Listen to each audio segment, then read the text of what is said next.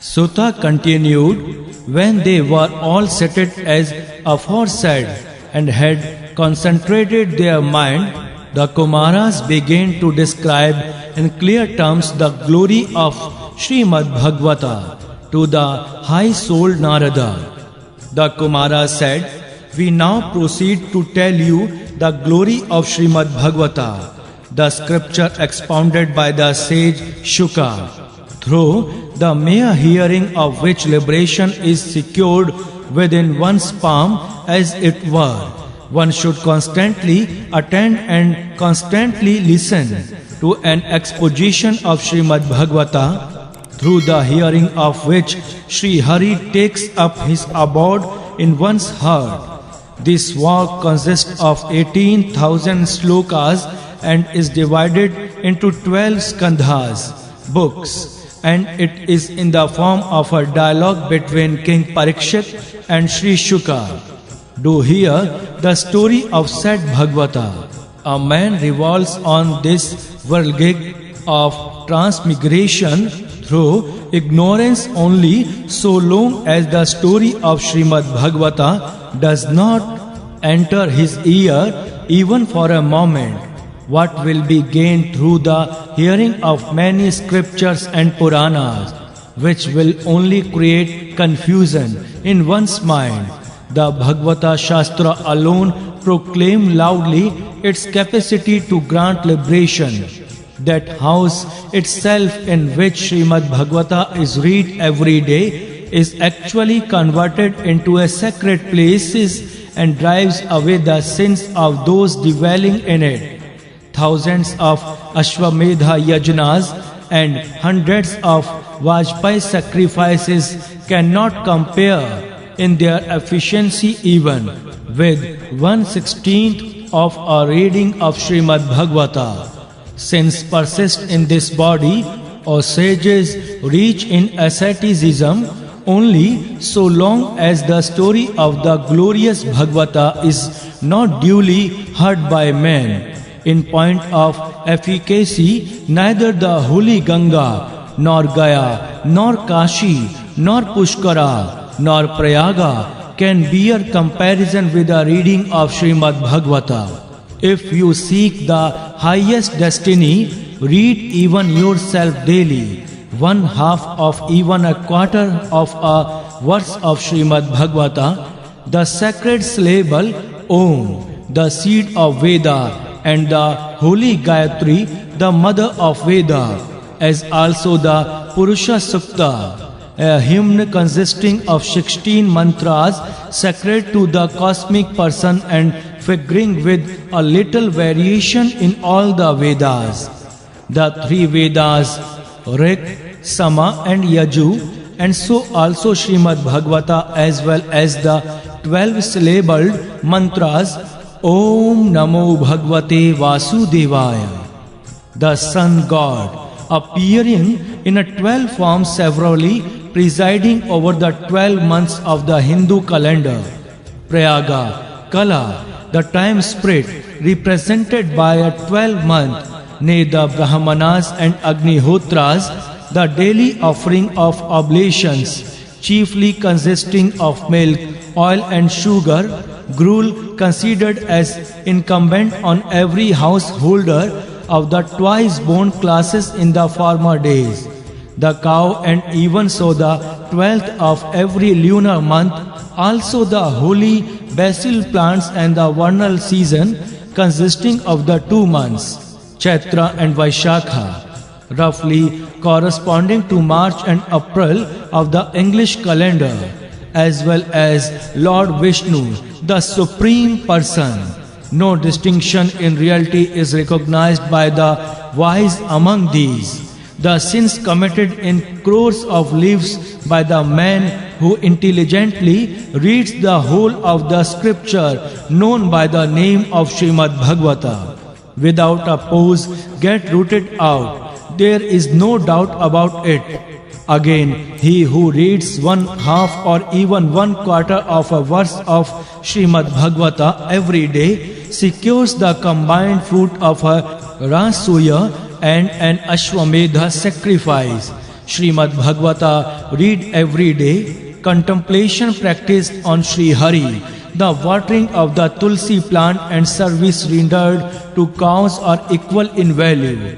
Lord Sri Krishna, the protector of cows out of love, grants an abode in Vaikuntha itself to him by whom is heard at the time of his death. Even sentence from Srimad Bhagavata. Nay, the man who gifts a copy of it placed on a seat of gold to a votary of Lord Vishnu decidedly attains absorption into Sri Krishna. The fool by whom even a little of the story of Srimad Bhagavata is not drunk with a concentrated mind during his whole lifetime has alas spent his life like a pariha or a donkey in vain and only proved instrumental in causing pangs of childbirth to his mother.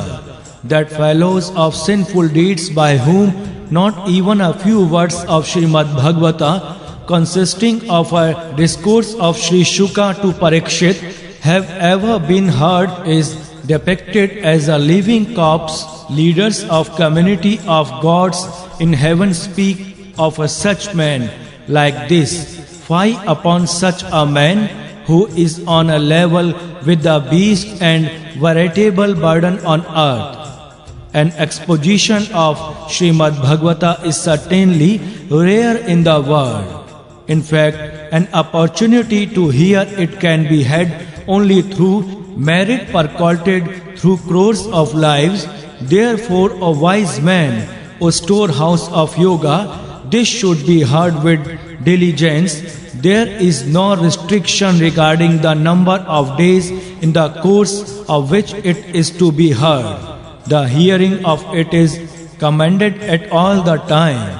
The hearing of it is advised at all times, side by side with the vows of truthfulness and continence.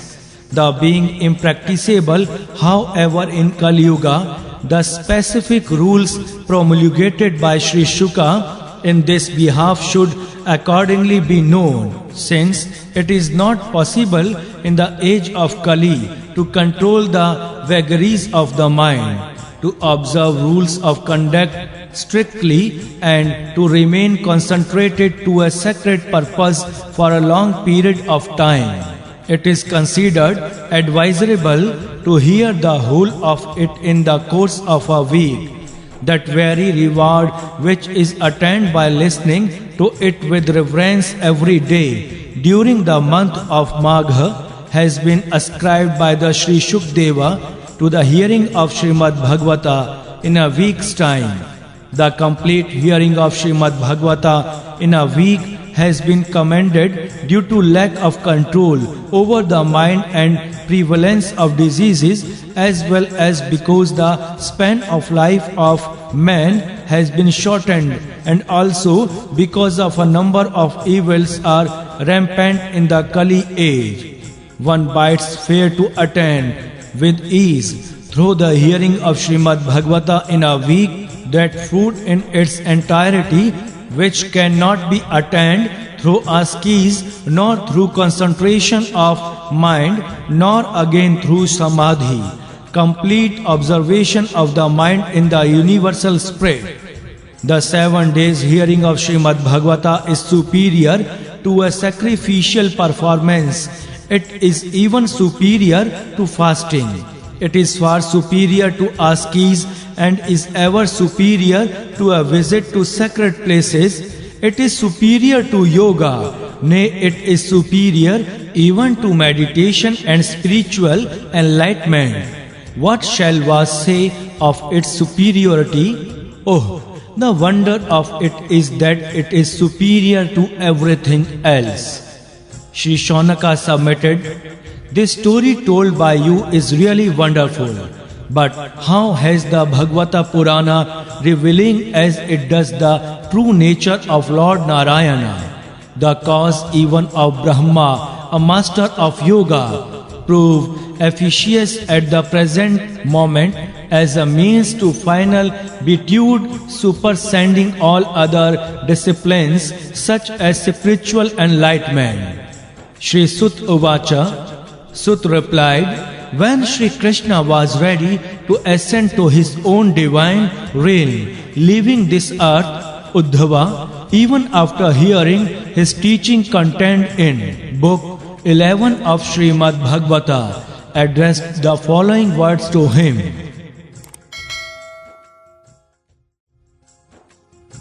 Uddhava said, having accomplished the object of your devotees, O Krishna, the protector of cows, you are going away. There is, however, great anxiety in my mind. Pray give ear to it and make me happy. The terrible Kali Yuga is imminent. Wicked people will appear again.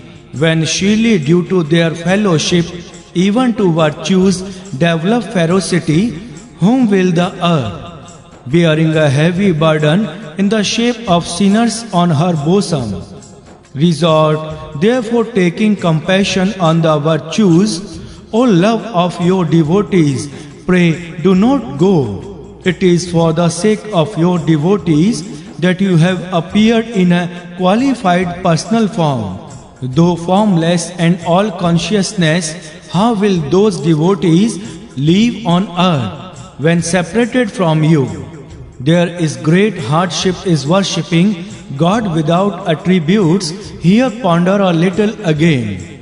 Hearing this submission of Uddhava on the holy site of Prabhasa, Sri Hari thought within himself, what should be done by me for sustaining my devotees? The Lord infused all his glory and energy into the Bhagavata and disappeared in the ocean of Srimad Bhagavata. This constitutes therefore a visible verbal manifestation of Sri Hari. It drives away all one's sin by being waited upon, heard, read or seen. Therefore hearing it in a week has been recognized as superior to all other disciplines. Nay, in Kali Yuga it has been declared to be the only right house course, excelling all the discipline. Indeed, this is the right house course prescribed in the Kali age for washing away all agony, poverty, misfortune and sin, as well as for the conquest of passion and anger. Otherwise, the Maya of Lord Vishnu is most difficult to get rid of even for the gods. How then can it be set aside by man? Hence, with the object of getting over this Maya too, the course of hearing Srimad Bhagavata in a week has been commanded. Sutta went on, while the great virtue of hearing Srimad Bhagavata in a week's time was thus being promulgated by the sages Sanaka and his 3 brothers, a great marvel took place in that assembly at that time. It is presently being narrated to you.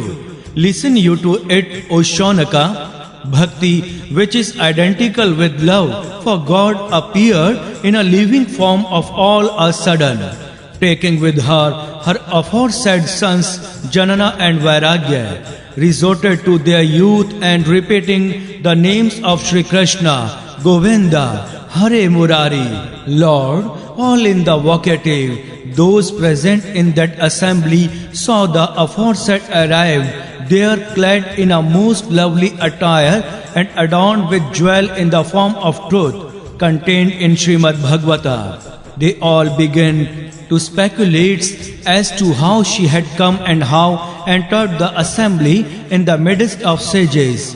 The juvenile sages, Sanaka and his 3 brothers, then made the following observation. She has just emerged out of the substance of the story of Srimad Bhagavata. Hearing these words, she along with her sons humbly spoke to the sage Sanat Kumaras as follows. Bhakti submitted, almost dead in Kali Yuga, I have been reinvigorated by you and your brothers this very day, having been fed with the nectar-like story of Srimad Bhagavata. Pray, tell me now as to where I should stay, O sons of Brahma. Thereupon they addressed the following words to her. You bestow on the devotees a form similar to that of Sri Krishna, the protector of cows. You are the only sustainer of love for the Lord and put an end to the disease of transmigration. Therefore, taking recourse to extreme firmness, dwell you as such instantly in the minds of votaries of Lord Vishnu.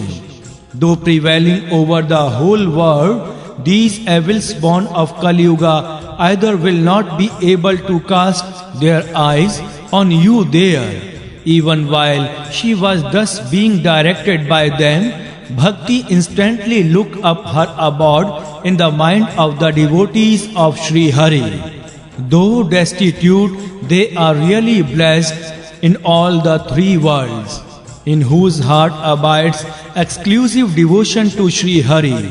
It is for this reason that, bound with the code of devotion, Sri Hari too dwells in their heart, completely re-announcing his own divine realm. More than this, what shall we say with regard to the glory of the aforesaid scripture bearing the name of Bhagavata, the very embodiment of Brahma, on its being expounded with full dependence on it? The praiseworthy expound as well as the man listening to its expositions both attain equality with Sri Krishna, have done therefore with other right house courses. Thus ends the third discourse entitled Cessations of Bhakti's Agony, forming part of the glory of Srimad Bhagavata, contained in the Uttarakhanda of the glorious Padma Purana. Jai Shri Krishna.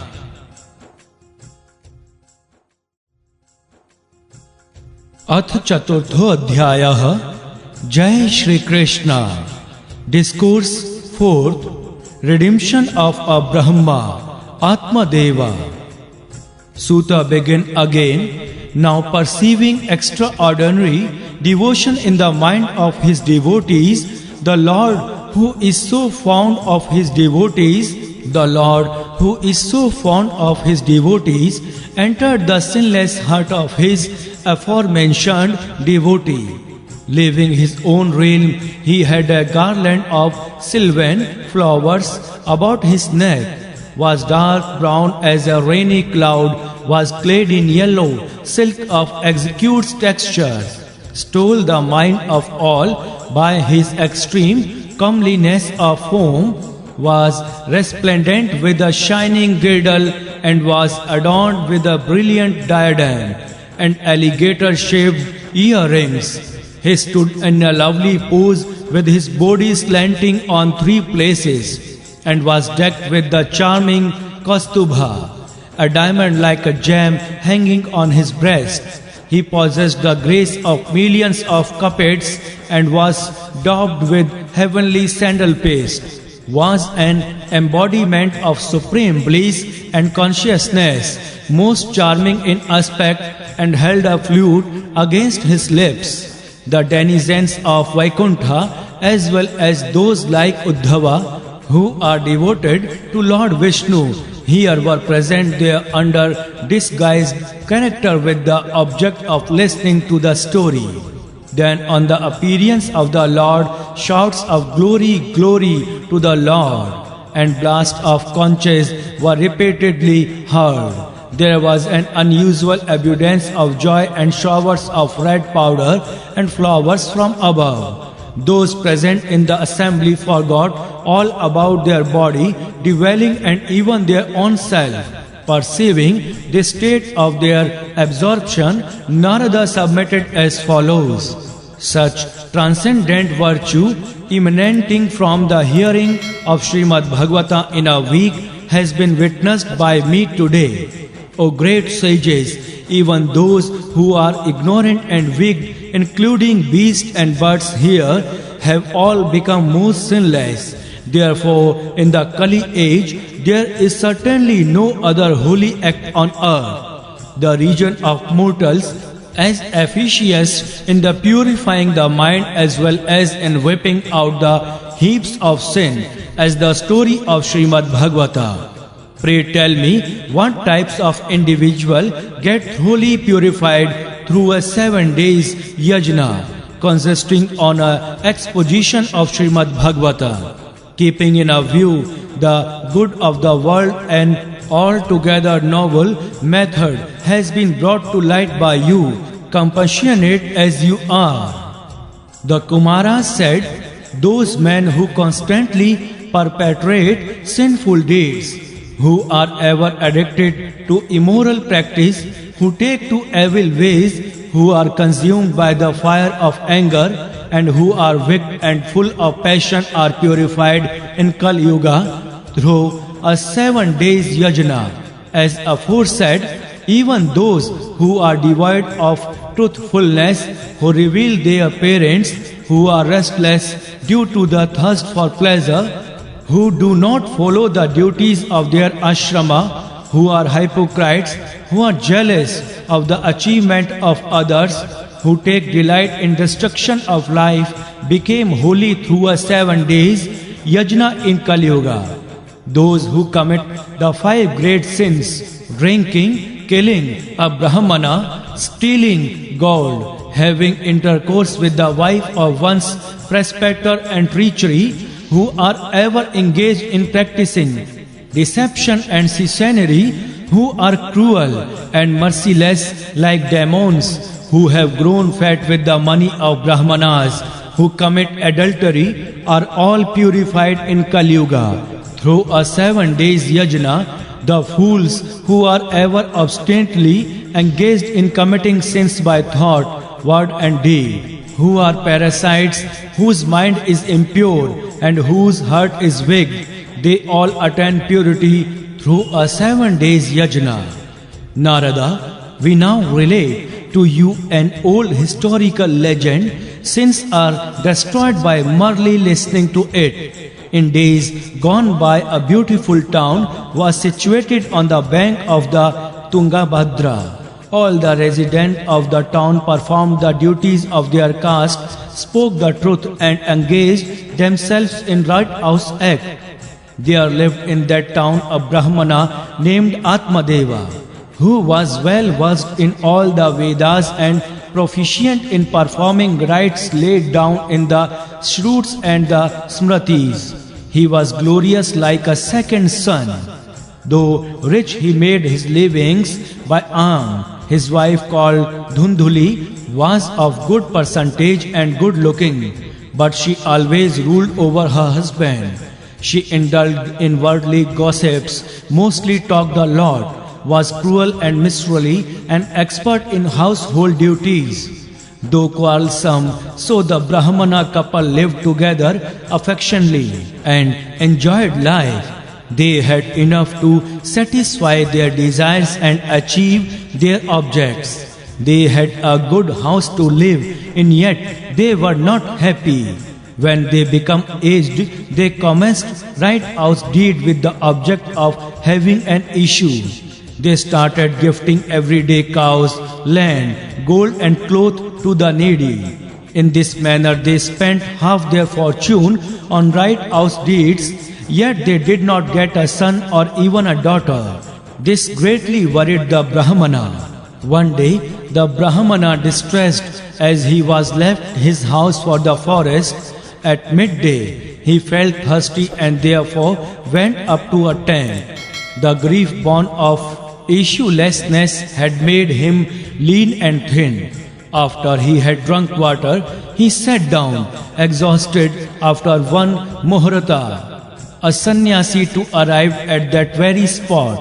When the Brahmana saw that the sannyasi had caused his thirst, he went to the sannyasi and after bowing at his feet stood in front of him, singing. The sannyasi said, "O Brahmana, why do you weep? In what great distress are you?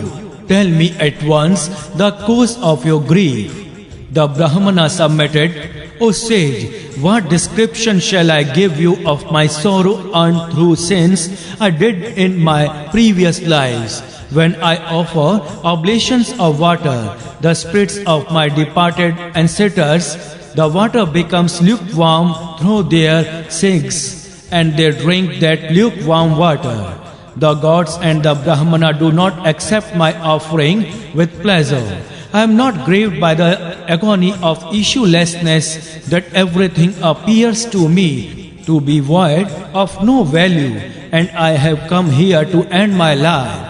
Worthless is life without an issue, worthless is home without an issue. The cow I keep turns out to be altogether barren. The tree I plant does not bear any flower or fruit. The fruit that comes to my house soon gets rotten. When I am so unfortunate and issueless, what for should I live? Saying so, and struck with grief, the Brahmana began to weep bitterly besides him. This greatly moved the heart of the ascetic. He was established in yoga. He saw the lines on the forehead of the Brahmana, and coming to know everything, then spoke to him at length as follows. The sannyasi said, "O Brahmana, give up the infatuation for getting an issue. Most powerful is the course of one's destiny. Taking recourse to wisdom, give up the craving for mundane existence. Listen to me, O Brahmana. I have looked into your past karma today. For 7 lives you will have absolutely no son, and no son at all. In the days of yore, the kings Sagara and Anga had to suffer a lot because of their sons. Therefore, give up all hope of having a family. There is all happiness in renunciation, sannyasa." The Brahmana said, "O saint, how will Viveka help me? Perforce let me have a son, otherwise I will in your very presence become unconsciousness with grief and give up my life." This renunciation, in which there is no pleasure of having a son, etc., is altogether insipid. The only sweet thing in this world is family, life crowded with sons and grandsons. Seeing this insistence of the Brahmana, the sage, rich in asking, said, "King Chitraketu suffered greatly in his attempt to undo his destiny. Therefore, you cannot be happy with a son, because you are like one whose plans are frustrated by destiny. You are so insistent and stand before me seeking end. What should I tell you in these circumstances?" When the sage saw the Brahmana was still pressing his demand, he gave a fruit to the Brahmana and said, "Let your wife eat this fruit. She will then give birth to a son. For 1 year your wife must practice truthfulness, cleanliness and kind-heartedness. Give alms and take meals consisting of only one type of cereals, and that too once a day.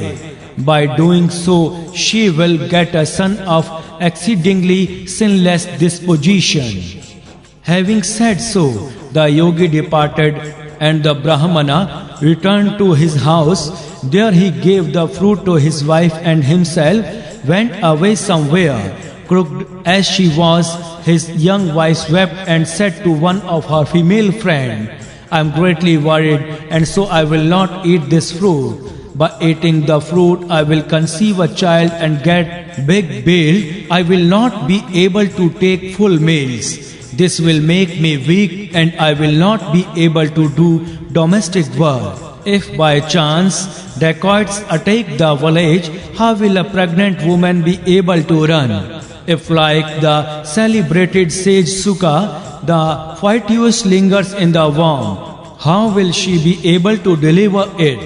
In case the fetus comes out in a slanting position at the time of delivery, I may even lose my life. Otherwise too, O friend, pangs of childbirth are very severe.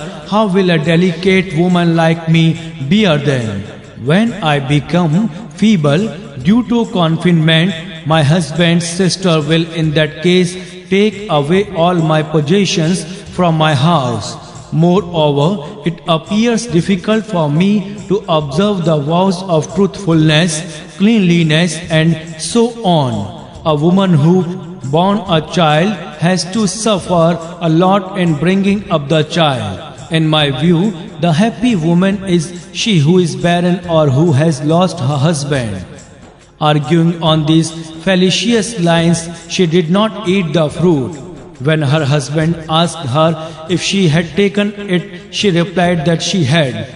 One day her sister came to her house of her own accord. She narrated everything to her and said, I am greatly agitated over this. I am getting weak day by day on account of this worry. Sister, what shall I do? The sister replied, I am in the family way. When a child is born to me, I shall give it to you. Till then you pretended to be insane and stay in the house comfortably. Give some money to my husband and he will hand over the child to you. I will so manipulate things that people will say my child died at the age of 6 months, while I will come to your house daily and suckle the child. In order to test its efficacy, give you the fruit just now to the cow to eat, as is the nature of woman. The Brahmana's wife did precisely as her sister told her. Now in due course, when a child was born to her sister, the father of the child secretly brought it at once and gave it to Dhundali. She too informed her husband that a child had become comfortably born to her.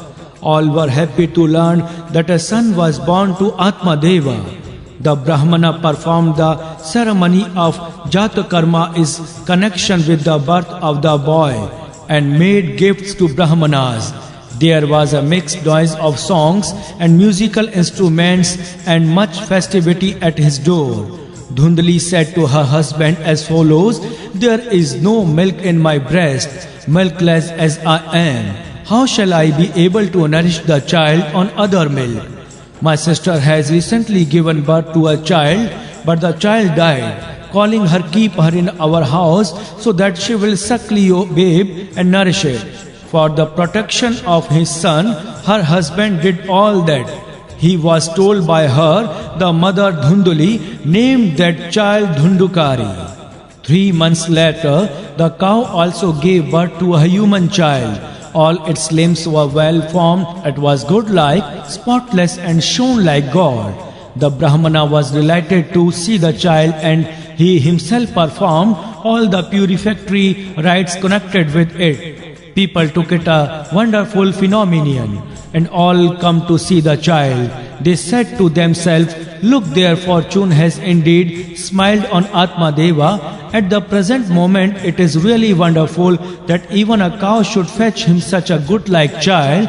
By the dispensation of fate, no one come to know of the secret. Seeing that the ears of the child were like those of cow, Atmadeva named it Gokarna.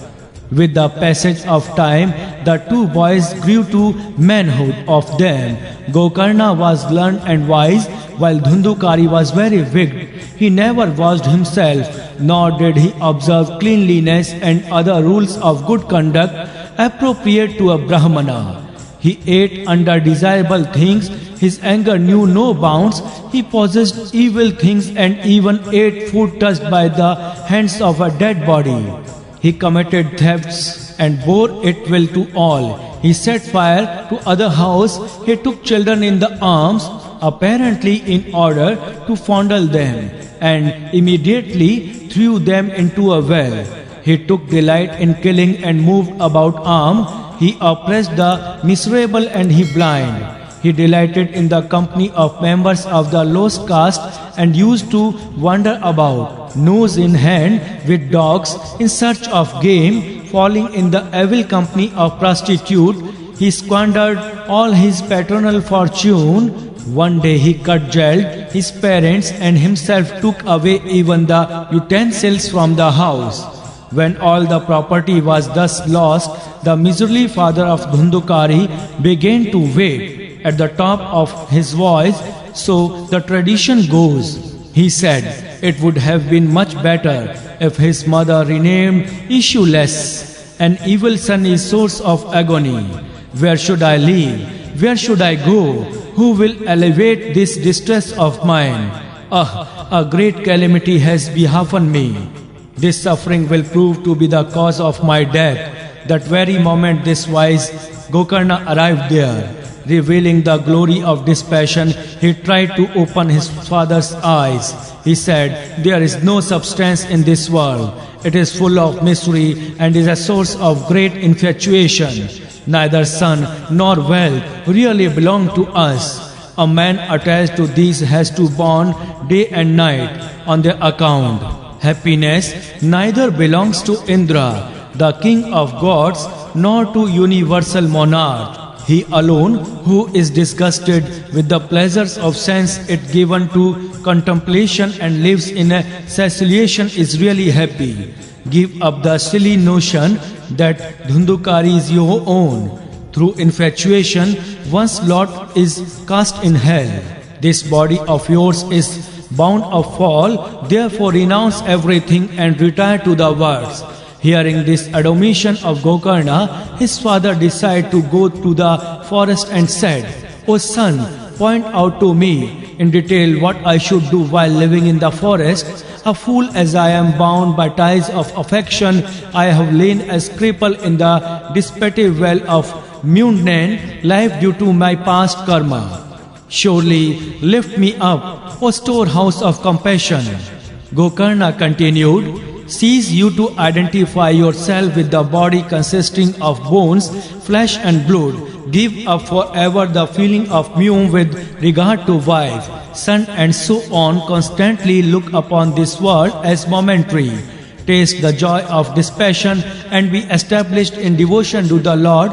Constantly practice the virtue of remembering the Lord. Abandon all temporal duties. Wait upon saintly persons and give up the thirst for the pleasure of the sense. Ceasing at once to dwell on the shortcomings and excellence of others, enjoy you exclusively the delight of serving the Lord and listening to His stories." Re-announcing his home in response to his son's advice, Atmadeva withdrew to the forest. Although he was on the wrong side of the 60 at the time, he was a man of firm determination, engaged day and night in service to Sri Hari. He attained to Sri Krishna by regularly reading Book 10 of Srimad Bhagavata. Thus ends the fourth discourse entitled The Deliverance of Atmadeva, a Brahmana, forming part of the glory of Srimad Bhagavata in the Uttarkhanda of the glorious Padma Purana. Jai Shri Krishna. अथ पंचमो अध्यायः जय Shri Krishna. Discourse 5th. How Gokarna attained final beatitude along with others. Sutta began again. His father having retired to the woods, Dhundukari severally beat his mother one day and threatened her saying, "Tell me where the money is, or else I will thrash you with a burning stick." Afraid of this threat and grieved by the ill treatment received from the son, the mother threw herself into a well at night and died of the fall. Established in union with God, Gokarna experienced no sorrow or joy. He had no enemy or friend and left on a pilgrimage. Dhundukari stayed in the house with 5 prostitutes. His understanding having been confounded by his anxiety to maintain them, he began to perpetrate the most heinous acts. One day those unchaste women sought ornaments of him. With that end in view, he went out of the house, blind with passion and forgetful of his death. Stealing money from here and there, he returned home and handed over to them costly garments and some gold ornaments. Seeing a collection of abundant riches, the women thought the same night this fellow commits burglary every day. Hence the king will surely apprehend him. Nay, confiscating his wealth, the former will also certainly sentences him to death. Therefore, for the preservation of this wealth, why not secretly kill him? Disposing of him and appropriating the wealth, let us go wherever we like. Having resolved thus, they bound him tightly with cords, while asleep and placing a noose round his neck, tried to strangle him. He, however, did not die soon. Then they were filled with anxiety and actually put live coals into his mouth. Distressed with extreme agony caused by the flames, he expired. They consigned the dead body to a pit. As women are generally daring, nobody could know of this clandestine act of theirs in its true colors. Questioned by people, they gave out that, lured by greed of wealth, their paramour had gone to same distance, place and would return within that very year. A wise man, as a matter of fact, should under no circumstances repose trust in wicked women. The fool who relies on them is assailed by calamities. None is beloved of woman, whose speech is full of nectar and enhances the delight of the concupiscent, while their heart is piercing as the edge of a razor. Collecting all the wealth, those unchaste women having many a paramour absconded, while Dhundhukari took the form of a dreadful spirit as a result of his evil deeds. Assuming the form of a whirlwind and tormented by cold and sunshine, he ever ran hither and thither, going without any nourishment and remaining thirsty. Repeating the words, "Ah, goodness," he found no protection anywhere. After some time, Gokarna learned from the people that he had died. Realizing how helpless the spirit was, Gokarna performed the Shraddha ceremony with respect to him at Gaya. Nay, to whatever place of pilgrimage he repaired, he did Shraddha there. Roaming about in this way, the said Gokarna returned to his own town unnoticed by others. He came to sleep at night in the courtyard of his own house, coming to know that his kinsman was lying asleep there.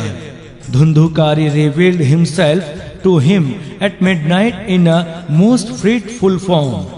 Now he appeared as a ram, now as an elephant, and again as a buffalo. Now he appeared in the form of Indra, now as the god of fire, and again in a human form. Perceiving this inconsistent behavior of his, Gokarna concluded that he was somebody in an evil plight, and remaining form spoke to him as follows. Gokarna said, "Who are you appearing in an exceedingly frightful form at night, and whence have you been reduced to this plight? Please tell us whether you are some spirit or fiend or ogre." Suta continued, questioned by him thus at the moment, the spirit cried at the top of his voice again and again. Being unable to speak, he made gesture alone. It is said, taking water in the hollow of his joint palms then, and concentrating it with the sacred text, Gokarna threw it on him, and purged of his sin to some extent by being sprinkled with that water. The spirit began to speak as follows. The spirit submitted, "I am no other than your own brother, Dhundhukari by name. The statue of a Brahmana was forfeited by me through my own fault. Numberless sins were committed by me. Revolving in the plane of rank ignorance, I killed many men, and as such was in my turn tortured to death by public women. Attaining the form of a spirit is consequence of this. I am undergoing a miserable plight. as my sinful deeds are fructifying, now as ordained by providence, I subsist on the air alone. O friend, O brother, ocean of compassion as you are, redeem me soon. Hearing the appeal, Gokarna forthwith spoke to him as follows. Gokarna said, oblation in the form of balls of cooked rice, etc., have been made by me for your benefit in accordance with the scriptural ordinance at Gaya. It is a matter for great surprise to me how you have not been liberated in spite of that. If no redemption has been brought about even through Shraddha at Gaya, there is no other remedy in the behalf. I am afraid. Point you out in detail, O Spirit, what should be done by me? The Spirit submitted, my redemption will not be brought about even through hundreds of Shraddhas done at Gaya. Think you of some other remedy now. Gokarna was struck with wonder to hear that reply of his and said, if your redemption cannot be brought about even through hundreds of Shraddhas done at Gaya, your liberation, I am afraid, is impossible. Nevertheless, at present, O Spirit, stay in your abode, free from fear. Pondering over this question, I shall do something conducive to your liberation. As instructed by him, Dhundhukari departed thence to his own abode. Gokarna taxed his brain over the problem the whole night, but could not strike upon any expedient. Seeing him come, people called on him in the morning out of affection. He related to them all that had occurred the previous night and how men of learning, those established in yoga, union with God, enlightened souls and exponents of Veda, even though they ranked scattered heaps of sacred books, did not see his liberation through any expedient. Thereupon, on the question of his liberation, the verdict of the Sun God was accorded the supreme place by all Gokarna. They say, then arrested the movement of the Sun God. By virtue of his ascese, he prayed to the God as follows, Hail to you, O witness of the universe, pray, tell me the means of release. Concerning Dhundhukari, hearing this, the Sun God spoke distinctly from after as follows, Mukti will follow from Srimad Bhagavata. Give a complete reading to it in the course of a week. This pious exhortation of the Sun God was as a matter of fact clearly heard by all. All said in one voice, this should be pierced with diligence. It is so easy to accomplish. Making up his mind to that effect, Gokarna set himself to the task of expounding Srimad Bhagavata.